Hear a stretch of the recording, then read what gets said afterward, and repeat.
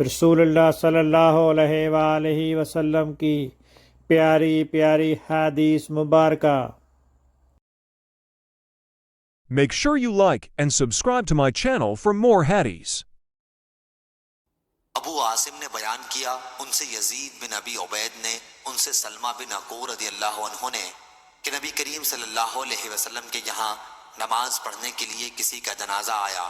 آپ نے دریافت فرمایا، کیا اس میت پر کسی کا قرض تھا؟ لوگوں نے کہا کہ نہیں۔ آپ نے ان کی نماز جنازہ پڑھا دی۔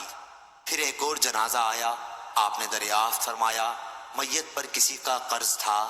لوگوں نے کہا ہاں تھا۔ یہ سن کر آپ نے فرمایا کہ پھر اپنے ساتھی کی تم ہی نماز پڑھ لو۔